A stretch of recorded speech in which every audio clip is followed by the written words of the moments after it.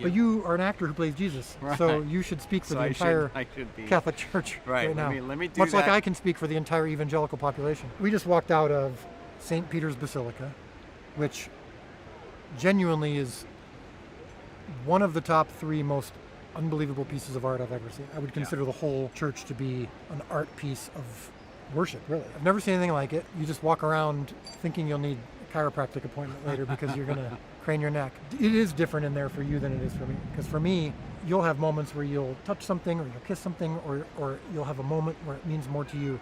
When you walk into a place like that, that's that big, to me, it's like, I don't know if this resonates with me as much, even though it's impressive artistically, because what I'm trying to do is for me, it's about small and personal. What is it about the scope of it and the size of it and what is it, Jonathan? Well, Dallas, Like they were doing a mass when I came in. What takes place in that church that when you walk in is meaningful to you and connective to you? when you're going into a place like St. Peter's, you can't help but just be stupefied at the beauty of the artistry and the thought of how long it took to actually build this cathedral. And so you have to get past that to find those moments of personal connection. So for me, participating in the Mass is what makes it extremely personal for me. You kind of have to put blinders on and you have to just sort of find those things that have resonance. Like Pope St. John Paul II is buried in the basilica. There's an altar and he's inside the altar, and many popes are buried inside there. And because he was a pope that I grew up with as a kid, seeing him on TV, hearing him preach, that then becomes the personal connection for me. He just meant a lot to me personally. And so that's when I come into a place like this, that's how I can connect on a personal level. I think it's made to really highlight how much of the culture at the time was centered around God in society and the efforts that they took to glorify God through the gifts that they were given. Let's show God the magnitude of our love for Him and by building these magnificent monuments. Right. So for me, I've come to see this, that there's strengths and weaknesses to it, because I believe that Protestants have gone too far in the opposite direction and become almost skeptical of art and skeptical of imagery, because they don't want to be idolatrous and because they don't want to be so symbolic that you miss out on the truth of what's being said, that these relics feel like idols to some Protestants. And I've come to believe, well, we Protestants, I think, have missed out on some truly great opportunities to be artistic. And as an artist myself, I'm like, yeah, I do that. I create symbols sometimes in my work. I create metaphor, and I'm learning from the great artists of all time, Michelangelo, and I was gonna say Michelangelo because I thought of his sculpture, and then I was gonna say, and the guy who did the Sistine Chapel, and that was Michelangelo. I'm like, he was. They knew each other, let's just say. Yeah. Would you say he was a Renaissance man? I'd say so. So, but my point in bringing that up is, like, there was so much, like, art really was an expression of worship. And I do believe that Protestants have overcorrected. But I also do see people who go into those places who do treat these pieces of art almost as holy. I got an opportunity to visit Peter's grave and to see fragments of his bones, which is cool. And as someone who is right now retelling the story of Peter to the world, it's meaningful to me. But they spoke of it as if this was like a truly holy, sacred place, and that they protected it as a sacred place, and you kept distance from it because it was holy and sacred. And churches were built on it because it was so sacred and holy. And I'm like, well, why is that sacred and holy? Yeah. Like Peter, that's not really Peter. That's just those are bones, and Peter's alive. He's in heaven. Like, well, why is this spot holy and sacred any more than any other spot where I'm praying to God? You know what I mean? Yeah. I mean that's a big question, and that there are theologians that I'm sure have much better, deeper answers than I can ever give. But you are an actor who plays Jesus, so you should speak for the entire Catholic Church right now. Let me do much that. like I can speak for the entire evangelical population. Let me do that just before we go to meet the Pope. Speak on behalf of the world. Well, I'm going to share all this stuff with the Pope. I'm going to be like, listen, Pope, I just don't understand why his bones, and I'm sure we'll have a long 30-minute conversation about it. I just got a text. We've been disinvited. So it's. No, I get it. You can't speak for everybody, but it does. That's I think connected to what I'm saying about some of these places that are treated as though they're holy. I think as a Catholic, it is holy. I think the bones of Peter, I haven't seen them yet. I think they are holy because they were in him.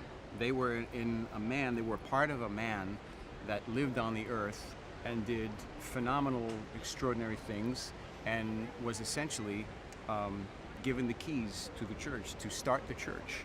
And I think it's deference, it's reverence, and there's just a kind of a cultural respect, a spiritual respect for our spiritual ancestors. It's like going to a graveyard and saying, well, like, why don't I just kick over a gravestone? It's just a piece of stone. Let me just run around on the graves. Well, I wasn't spitting on Peter's gravesite or not anything. spitting, but No, but I. But I'm saying it'd be the same thing. It's like, well, why have any kind of respect or honor for anybody in a graveyard? Because they're no longer here, right? They're not alive anymore, but they were, and what they stood for, and what they did in their lives, and who they were, and what they mean to you, deserves reverence. You bring up the example of a gravesite. Yeah. Evangelicals actually, by nature, are less observant of gravesites. It's just less of a, like, there's a sense of, like, let's go visit the gravesite, occasionally. But now we want to build something, so let's get the bulldozers in here and just put down. Well, maybe not that far, but there is kind of like it's not as big of a deal to us. Yeah. And we would never ascribe holiness to it, like some sort of spiritual holiness to it. And so I don't ascribe spiritual holiness to a lot of these locations. I think that there's danger in both sides. I think both sides can become, one can become too idolatrous, one can become too dismissive. And I don't think either of us are No, I don't think so either. In that camp on But and I've grown to over the years, like when I first used to come to these places, I would show up and I'd be like, this feels wrong to me. And now that I know so many more of Catholic brothers and sisters who I believe share the same passion for Jesus that I do, and just have a different worship approach and style, I go, okay, I can see, I do see it differently. Yeah. I'm still not quite there yet. I still don't quite have the same, because I just go, I can't see this as a holy place. Yeah. To me, and this is where I think it comes down to the show. I believe my job with the show is to personalize it, and is to take away some of the scope and grandeur and get to those moments when you are Jonathan portraying Jesus and saying, like, it's you and me. Look me in the eye. I'm talking to you as an individual, and it's not about the building. It's not about the object. That to me is more meaningful. That's where I get more of my resonance. And I know for you talked about yesterday, which I haven't seen yet. Yeah, the Scala Santa, the Holy Stairs. So it started raining, so we had to move. When you were walking the steps yesterday, the steps that Jesus stepped, it's got to be different for you even than it is for me. Of just going, like, I get a chance to actually act this out. Like, we'll do that in future seasons. Yeah. And I'm going to be thinking about these steps that I did yesterday. Yeah, I got halfway through and I just started to weep, as I was reading these bits of scripture. Because every step there's the little booklet, and you can read lines from scripture that start at the Last Supper and go through the resurrection. And it goes through the passion and death, the sentencing, passion and death. And it was just thinking of Jesus' actual feet having been there before me, and me having my human feet depicted on screen as Jesus, Jesus' feet, Jesus' face, and his interactions with his disciples, his brothers and sisters. And it was funny, I think I got that question for the first time like a week ago at an event I did, or it was in an interview. And I think I said something similar as what you were telling me earlier, and it's like, I hope that was I close? I mean, 5 out of 10, 6 out of 10, and I'm curious. I mean, I would, I can't think about it as I'm working, honestly, No. And there's been moments where I think, we both had, especially in season 1, where I just felt the weight of, The unworthiness. And not wanting to screw it up, and that I shouldn't be there preaching. And and luckily we got through that, and Because we lean into it. yeah, Like there's only one way to go is to embrace the unworthiness of it yeah, and be less of us and more of him. mm-hmm. But I think for me the final thing is I hope long term that the personal relationship with Jesus and the personal connection that we have to these people who walked with him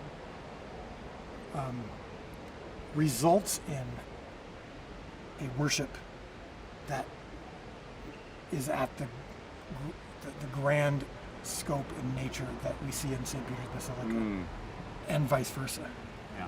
I never want one to replace the other, you know. So, I want that to draw you to a personal relationship, and I want the personal relationship to draw you to worship.